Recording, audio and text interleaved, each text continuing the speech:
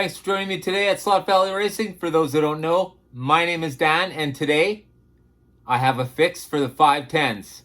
I know lots of you probably already seen various ways of dealing with this, but I'm coming at it from a different direction.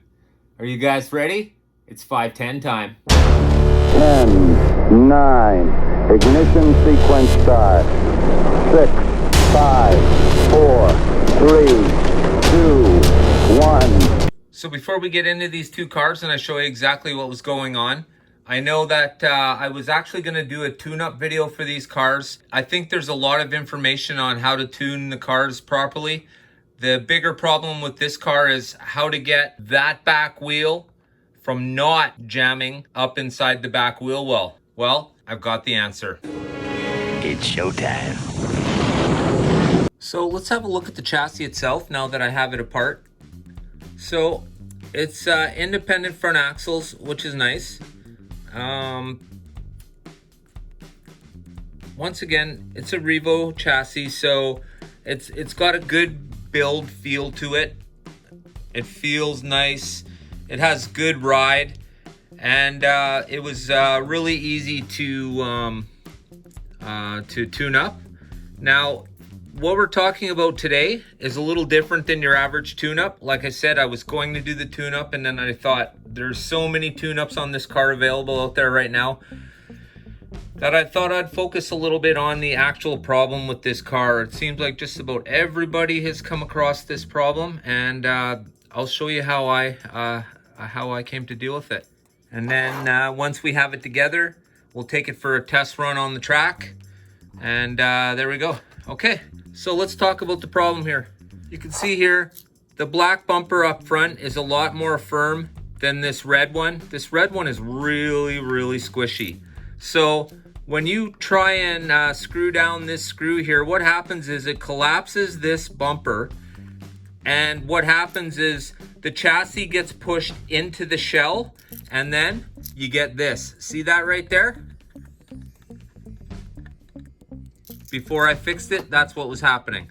It was rubbing on the wheel well there. Every time you torque down on this screw, it would jam itself into the wheel well. So here it comes, folks. Let me show you what I've done. This may surprise some people. So you see the amount of, hang on a second, let me take it off first before I keep talking. Okay, so there we go. You can see it's just a bumper. Let me, come on, there we go. Okay, so it's just the normal bumper. I just took it off. All right, so we'll put that down for a moment. Okay, so what I've done is, I know it's gonna be really hard to see. I'll see if I can bump it out. Do I have a pair of tweezers? I do. Okay. Okay, so what we have here is a Tyco shoe spring, a 440 x 2 Tyco, and this is an HO. This is for the shoe. This is the shoe spring. It would go underneath the shoe. And I've left this screw here. This is the chassis to body screw. I left it there just so you can see what the size is, okay? So let's talk about it. So what I did was, this red bumper, the red bumper was squishing down, okay? You torqued on it, it would squish down, okay? So I was trying to think of a way, how could I get it so that it doesn't squash down every time I tighten it up all the way, okay? So here comes the genius. You take this red bumper, see if I can do this for you guys on camera, okay? So we got the bumper here, you can see the hole. So what we're gonna do is, we're just gonna put the screw back in the hole for the bumper. So just like that, okay? So no problems. So now we need to stop this bumper from collapsing. Here comes the genius, folks. I'm gonna do this with every single Revo from now on. What I did was, it's really hard to do in front of the camera. I put this spring right around there like that. See that? So what that does now is that helps stop that red bumper from completely collapsing, and it also pushes back on the screw So you don't have to worry about the screw falling out, right? Did you guys just have that aha moment too? So let's have a look and see what it looks like. So we're just gonna put it on like normal. Okay, right there. Sorry guys. So it sits just like that. We'll just give it a little bump to get it on there so it doesn't fall off. Just like that. Let's have a look at the other post already on there. Okay, same thing. It's got the spring under it as well.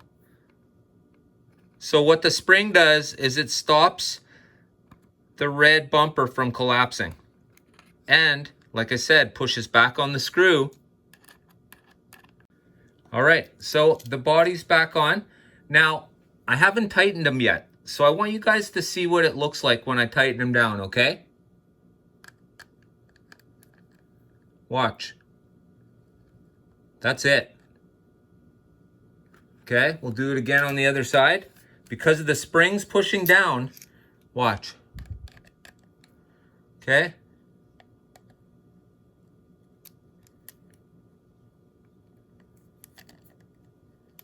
There you go. Right there. Okay? So you can see through the side here. It's not touching. And check this float. It's absolutely awesome. Okay? There we go. Clearance. Even when I push on it a little bit, still got clearance. Let's get the light on that just so I can show you guys a little closer. Okay? So you can see plenty of space there. So let's take them for a run and see what I've done.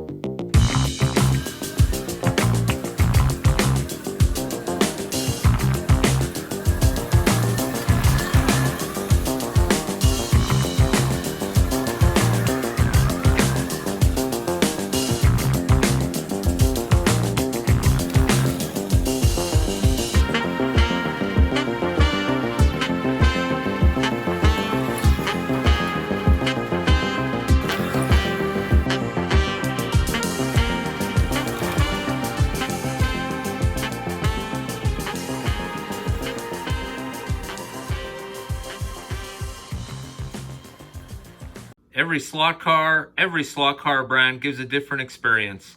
For the driver who just wants to have fun, slot cars is definitely where it's at. There's so much fun to be had with all of the different cars and all of the different producers of said cars.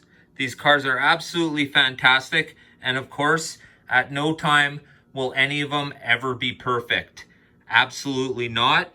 And what we've seen by the 510s is that regardless of how great the cars are, there's always going to be problems. I want to thank you for watching today. And don't forget, get your heart racing. I'll be back.